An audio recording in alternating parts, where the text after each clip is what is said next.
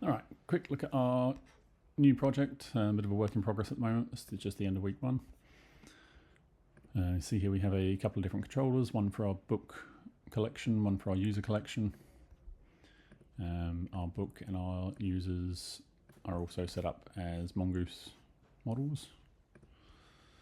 Just started implementing our Google authorization. That part's not quite working yet, but you'll see the files there anyway. And our routes, we have book routes, users routes, and authentication routes. We do have some error handling in there as well. We'll see that in a second. We've also got validation. Looking for things like title length, making sure we've got correct author in there. And we're also checking when we create a book to see if the ISBN already exists, because we wouldn't want two ISBNs the same in the database. So let's have a quick look at the API here. So we're going to run books get all, which should return all the books from our database. Which it does. Let's copy the ID for Hobbit here. And we'll do a search just for the Hobbit.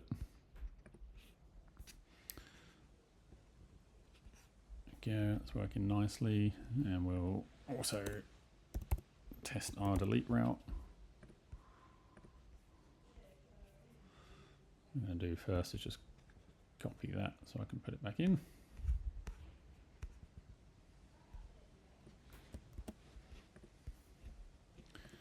So I'll send that. Book deleted successfully. And if we run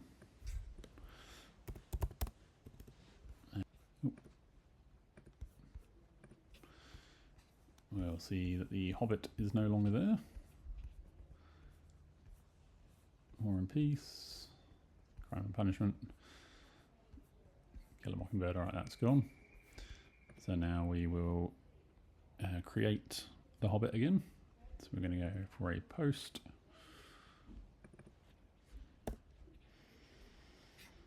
That was my silly fault.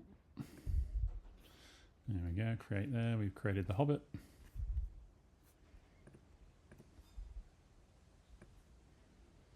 And actually we might try the update. So what we'll do is we will change the Hobbit to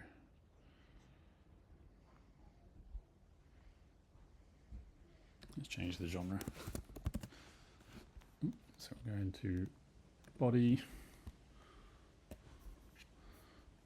I'm going to change fantasy to epic fantasy. And we'll send that.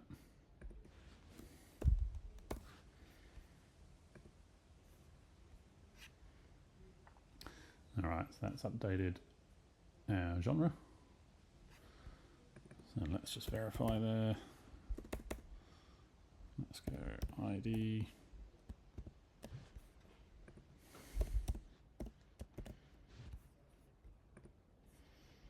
There we go, and we've got genre epic fantasy. All right, so I think that is everything ticked off. Just to show the error handling, let's come into, let's have a look at our users.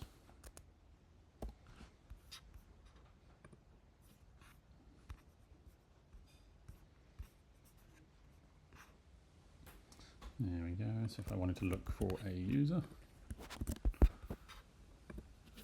get John Doe there. If I cut this one short, I get a little message returned to me. We'll probably make this a bit more user friendly a little bit further down the track, but at least gives me an idea of what's going on there.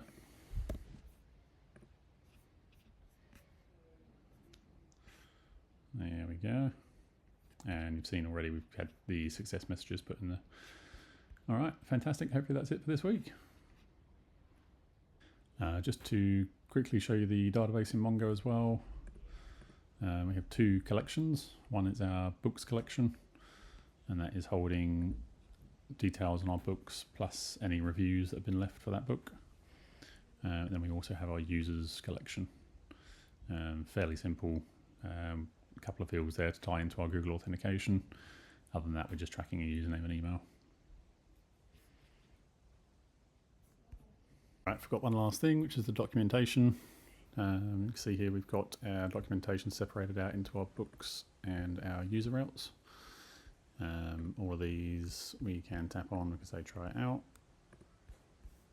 execute, and that executes quite happily. And same for those that need a parameter. So let's have a look at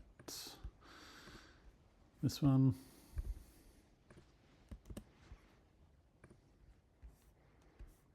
There we go. I won't go through all of them because we've done that in the video anyway. But yeah, so looking pretty good. Great, you can see there, body and object. And we've got our users and default down the bottom.